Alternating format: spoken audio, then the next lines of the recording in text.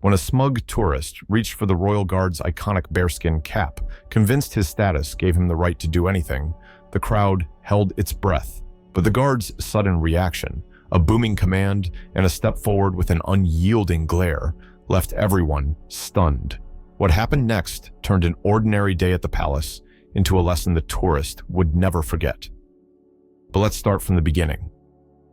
The morning sun bathed Buckingham Palace in a golden glow, its regal walls towering over a bustling courtyard filled with tourists.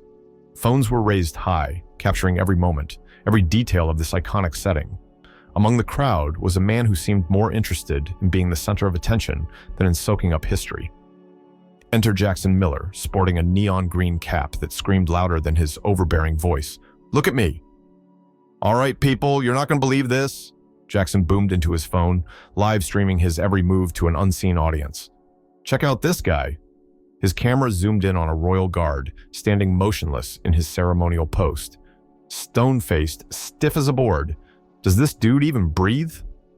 The guard in question, Corporal Edward Thorne, embodied the very essence of British discipline.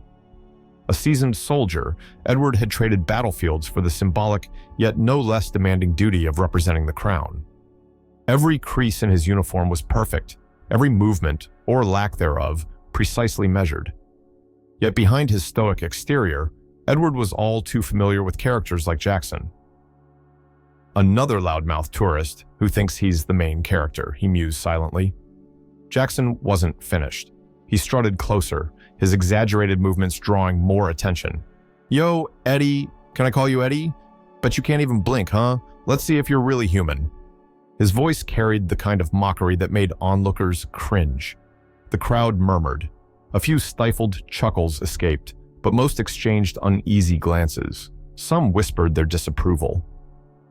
"Who behaves like this? It's just so disrespectful. He's going to get himself in trouble." But Jackson thrived on the attention, mistaking the spectators' discomfort for admiration. He threw a mock salute, grinning as though he had just delivered the punchline of the century. Edward, meanwhile, remained a statue, his eyes fixed forward, his posture unyielding. He wasn't here to entertain, he was here to serve. "Breathe, mate. He's not worth it." Yet Jackson was far from done. Inching closer, he crossed an invisible line, the sacred white boundary drawn to protect the dignity of the guards. His neon cap bobbed obnoxiously as he leaned in, raising his voice. "Come on, man. Crack a smile for the folks at home." Edward's grip on his rifle tightened. It was a subtle movement, barely noticeable, but enough to signal to anyone paying attention that the line had been crossed, not just physically, but symbolically. The tension in the air grew thick, palpable. The crowd seemed to hold its collective breath, unsure of what would happen next. Jackson, however, was oblivious. He was too busy reveling in his imagined spotlight, his every move calculated for maximum engagement. And then he went too far. He raised his hand, fingers outstretched, aiming for Edward's iconic bearskin cap. "Let's see what you're hiding under there, pal," he said with a laugh that echoed like nails on a chalkboard. The reaction was immediate, not from Edward but from the crowd. Gasps erupted, a ripple of shock and disbelief spreading through the courtyard. "Is he serious?" someone whispered. Another voice, louder, more indignant. "That's just no, you don't do that." Edward's inner resolve kicked in. "Not today, mate. Just another joker trying to make himself feel big. Hold the line, stay professional." But even for a soldier trained in the art of composure, the temptation to act was growing harder to resist.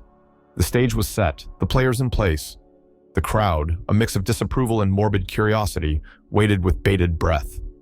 Jackson, blissfully ignorant of the storm he was brewing, had no idea that his antics were about to collide with something far greater than himself. Edward, unyielding as ever, prepared to do what he did best, stand tall, stand firm, and protect the dignity of the uniform he so proudly wore. But even he couldn't predict the chain of events about to unfold, a moment that would leave Jackson humiliated and the world reminded of the timeless values Edward represented. For now, the sun continued to shine, the cameras continued to click, and Jackson continued to test the limits of respect. But every moment brought them closer to the tipping point, and the lesson Jackson would never forget. The courtyard buzzed with a tense anticipation as Jackson, brimming with misplaced confidence, decided to push the limits of decency. His hand shot forward, reaching for Edward's iconic bearskin cap. The thick, dark fur gleamed in the sunlight, a symbol of centuries-old tradition. Yet to Jackson, it was nothing more than a novelty, something to touch, to mock, to own for a fleeting moment of online fame. "Let's see what you're hiding under here, mate," he muttered with a smug grin, as if expecting laughter and applause from his live stream audience. Instead, gasps erupted around him, sharp and unified like the intake of breath before a storm. Seriously? You could almost hear the collective thought from the crowd. Even those who had been chuckling moments before now wore expressions of disbelief. Edward, however, wasn't about to let this transgression slide. Before Jackson's hand could graze the sacred fur, Edward's boot slammed down onto the cobblestones with a force that seemed to reverberate through the entire courtyard. The sound was deafening, a crack of thunder in the heart of London. The nearest spectators jumped, startled, and even Jackson froze mid-motion, his bravado visibly shaken. "Stand back!" Edward's command cut through the air, his voice sharp, precise, and unwavering. It wasn't a shout born of anger, but a disciplined roar, the kind that made you stand up straight without even realizing it. The silence that followed was absolute. The click of phones capturing the moment was the only sound, a stark reminder that this confrontation was now immortalized forever. Edward, rifle in hand, stood like a sentinel, his every movement calculated, his authority undeniable. Jackson's smug grin faltered, melting into something resembling panic. He recoiled, as if Edward's words had physically struck him. I was just joking, man," he stammered, his voice cracking under the weight of his embarrassment. "No need to—" Edward took a deliberate step forward, his polished rifle glinting in the sunlight like a silent witness to Jackson's humiliation. His gaze was steady, his tone firm. "This is a sacred duty, not a sideshow. Disrespect the uniform again, and you will regret it." The crowd erupted, not into chaos but applause, scattered at first, then building into a wave of approval. Some clapped loudly, their faces beaming with admiration for Edward's composure. Others voiced their agreement. "Finally, someone put him in his place. That's what he gets. Respect the tradition, or don't come at all." Jackson, caught in the center of it all, looked like a balloon slowly deflating. His neon cap, once a beacon of misplaced confidence, now seemed more like a badge of shame. His live stream was still running, but the comments pouring in weren't the kind of validation he'd hoped for. "Disrespectful clown. Good on the guard for holding his ground.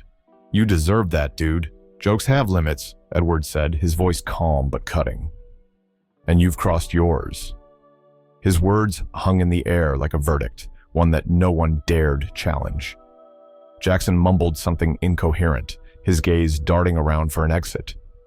But there was no escape from the dozens of cameras, the judging stares, the undeniable truth that he had overstepped in a way no apology could undo. Edward, meanwhile, stood tall, the picture of composure. His duty was clear, his dignity intact. The applause that followed wasn't just for him. It was for the tradition he upheld, for the silent strength that had endured far worse than a tourist with a camera.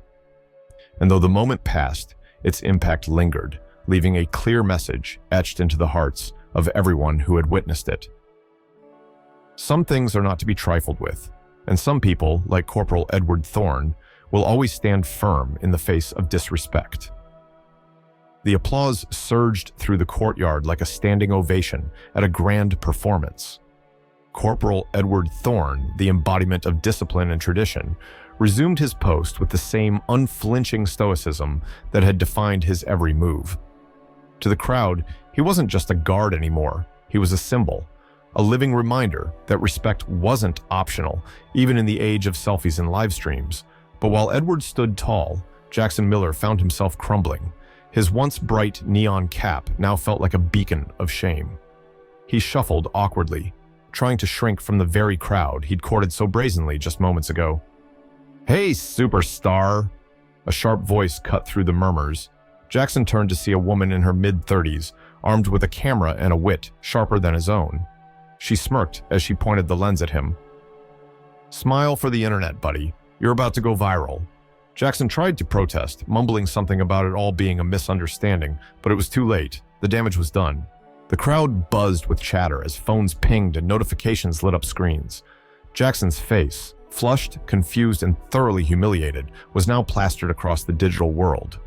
By the time Jackson stumbled back to his hotel, his phone was buzzing like an alarm clock set to never stop. Reluctantly, he opened his social media app.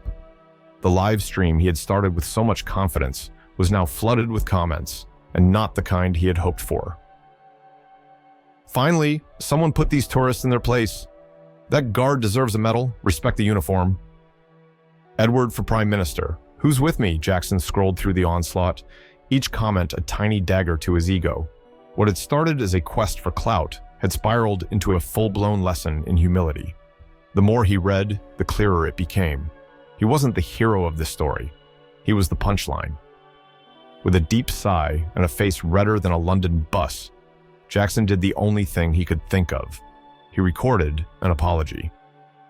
"Hey, everyone," he began awkwardly, the confidence from earlier entirely absent.